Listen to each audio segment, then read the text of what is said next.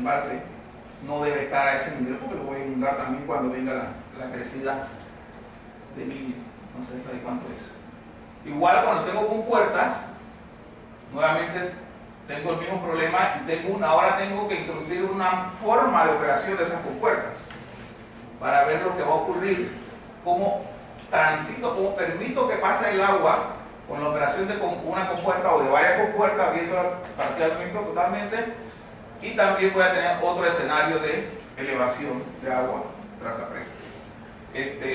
Igual no entramos en los detalles, pero sí mencionamos los problemas hidráulicos que se dan nuevamente en el diseño de las presas.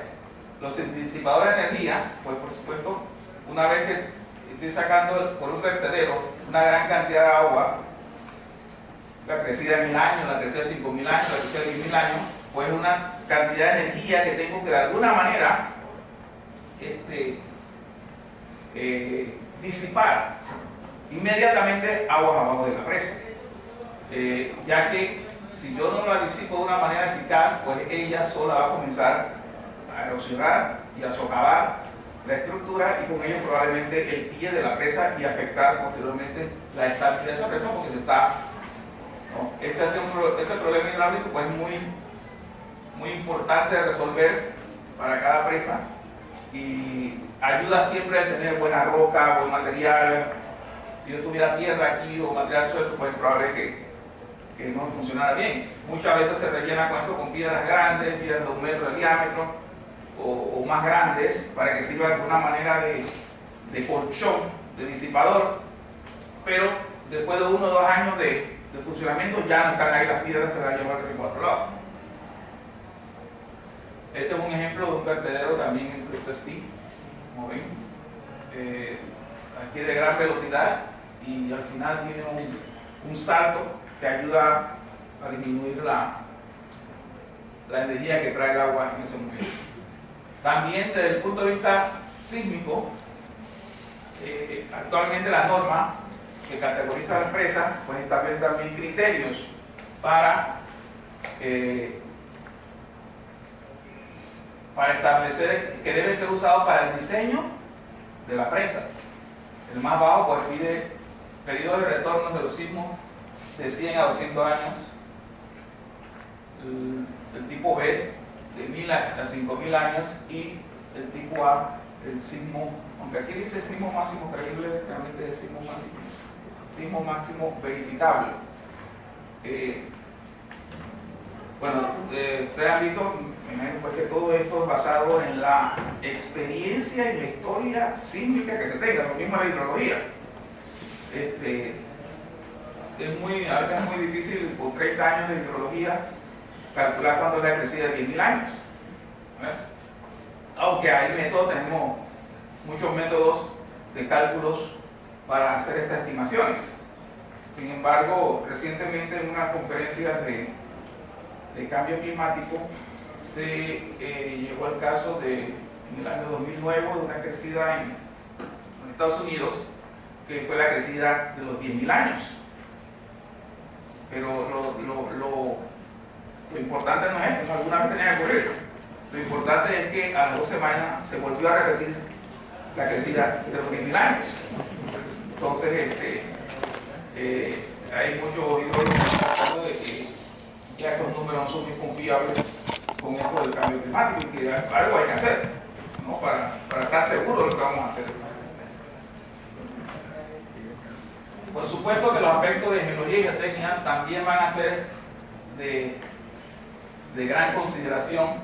De hecho, la selección del sitio de presa es casi siempre escogido por los geólogos y los geotécnicos. Como ya mencionamos, por muchas situaciones nos interesa que tengamos una roca buena o una roca por lo menos sana, aunque esté fracturada, como fundación para el aspecto de estanqueidad, para el aspecto de resistencia y para el aspecto de evitar movimientos posteriores, ¿no? Por eso es que vamos a tener un bloque que va a estar empujando a la fundación y que si esta fundación de esta roca tiene fallas que puedan moverse más adelante, pues se va a mover también y esto sería perjudicial. Entonces, los estudios geológicos y geotécnicos del sitio de presa son fundamentales.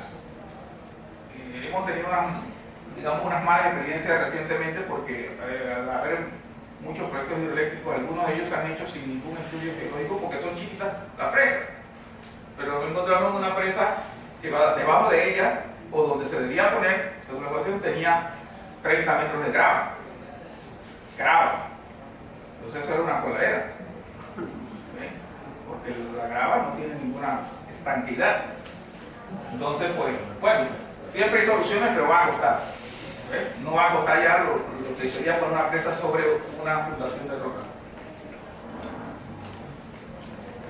Mencionaba, pues, y creo que todos pueden localizarlo en la autoridad, creo que está en el sitio web de la Autoridad de Servicios Públicos, la resolución 3932, que establece ahora los lineamientos para, no solamente para la vigilancia de la presa, sino para el diseño, la construcción y la operación de la presa. Aspectos como eso de categorización y calificación, los requerimientos de seguridad, el control de las presas existentes, el control de obras en construcción y operación, los planes de emergencia e incluso el abandono de una presa. ¿En qué consiste? Es que la presa tiene que estar, como mencionamos, tiene que estar siendo monitoreada constantemente y su seguridad, su estabilidad tiene que ser calculada. Podemos tener el caso de que la hidrología cambie.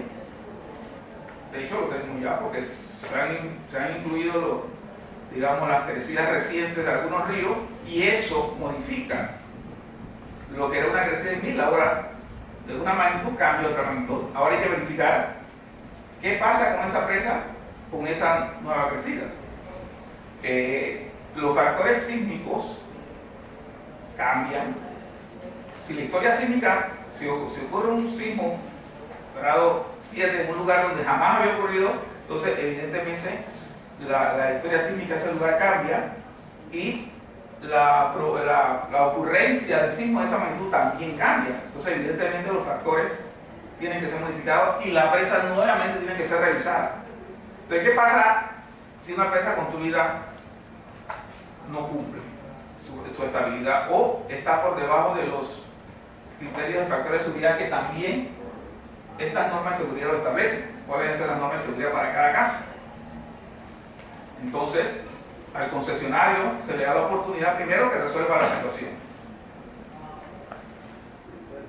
Hay casos de recrecimiento de presa, de aumento del talud, de una presa de concreto ponerla al lado de una presa de tierra para mejorar la estabilidad. Puede haber soluciones de ingeniería, o puede que no, por donde el lugar no está construido que no haya solución. Entonces puede haber una alternativa de limitar la operación. ¿Okay? Ahora esa presa no va a operar al nivel que estaba establecido, sino que a un nivel más bajo. Y tiene que tener el control de compuertas y todo lo demás para evitar que el nivel de operación suba más allá de que el análisis de estabilidad o el análisis de seguridad diga que es el adecuado. Pero si aún no existe todavía una posibilidad de control de la operación de la presa y no se puede corregir este problema, entonces procede el abandono de la presa. Quizás nosotros tenemos muy pocas presas para pensar en eso, pero en Estados Unidos sí hay un montón de presas que actualmente han sido catalogadas de inseguras y que tienen que ser abandonadas, demolidas y sacadas de ahí. Entonces, en nuestras normas también está involucrado ese concepto. Bueno, el asunto no acaba con diseñar, construir algo como dicen las normas. Ahora continúa todo en seguir estudiando la presa, seguir evaluando y previendo cualquier posibilidad.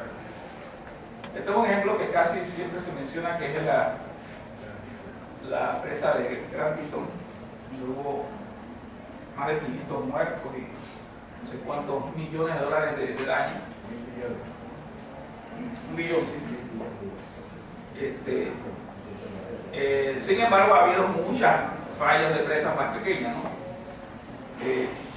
Entonces eso obliga a que ahora todo el mundo esté pensando en, bueno, ya tengo la presa, está construida, tengo hidrología, lo hice como es, pero ¿qué pasa si falla? ¿Qué ocurriría? Si es una presa de tierra, ¿cómo falla? Bueno, ya tenemos algunos ejemplos de cómo fallan las presas de tierra. Si es una presa de concreto, ¿cómo falla? ¿Y qué pasaría aguas abajo si falla? ¿No? Y para eso, también la norma establece que se debe evaluar esa situación, se debe estudiar y volvemos a que sea un problema hidráulico. ¿Cómo determinar? Tenemos que modelar toda la superficie, todas las estructuras que están en el cauce, tenemos que introducir las crecidas y tenemos que hacer fallar la presa. Y entonces, tenemos que, aquí es un ejemplo que tuvimos, este es el río, y la zona, quizás no se ve muy bien rayada, es la parte que se inundaría en un escenario X, que no sé exactamente cuál es el escenario este, pero que vemos, todos estos puntitos negros que están aquí, son residencias, son casas, y sobre ella está la franja esta, lo que significa que en ese escenario está inundada. En este tipo de mapas, que ya son el resultado de análisis que se hacen con programas de análisis de hidráulica del río, puede ser GEPAS, que es muy conocido, u otra cantidad de programas que se están actualmente comercializando, se permiten analizar el comportamiento de esta estructura, se verifica, se calibra, que corre adecuadamente y después entonces se lo aplica. Y además se dan los tiempos de llegada de la onda de crecida a los lugares de importancia. Por ejemplo, aquí en este cuadro, que no muy bien dice la elevación del agua, el tirante y el tiempo de llegada desde que la onda se inicia en la presa. En este caso, pues la quita salen algo como 6 horas, no sé cuánto dice.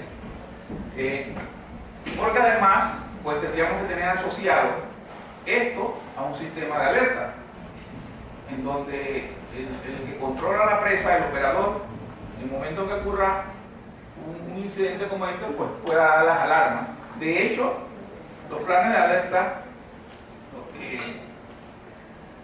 tienen distintos tipos de alarmas. La misma norma exige que existan 4 alarmas diferentes, siendo la cuarta la peor, ¿no? La catástrofe. Y las otras 3 alarmas que van avisando de la formación o indicios de que algo malo está ocurriendo, y que va preparando tanto al personal de la planta como a las autoridades públicas que tienen que ver con la asistencia, el salvamento de personas ante catástrofes, ¿no? En este caso sería la policía, los bomberos, SINAPROC y todas estas instituciones que tienen que recoger. Entonces la intención es que estos mapas de inundación sirvan de ayuda a estas instituciones en el evento que ocurra algo como este. Es muy importante, ahora que hemos estado trabajando en este aspecto, de ver que no es fácil normalmente para un operador de planta, que en la mayoría de los casos es un especialista eléctrico o electromecánico o mecánico. Normalmente no va a encontrar un ingeniero civil operando la presa. Entonces es muy difícil, y lo estamos tratando de ver cómo cada empresa entrena a estos operadores o tiene personal aparte entrenado para detectar posibles fallas de la presa. En este caso podemos decir pues que si hay filtraciones en la presa, pueden ser filtraciones normales, o pueden ser cosas insignificantes, o puede ser algo muy importante. En una conferencia se llevó el caso de una planta en Argentina, donde los operadores anotaron en su bitácora, atrás de la presa, en el caso de máquina, pared húmeda. A las 10 de la mañana, pared húmeda. El otro turno, pared más húmeda. El tercer turno, se cayó la pared, se cayó la casa de máquina, la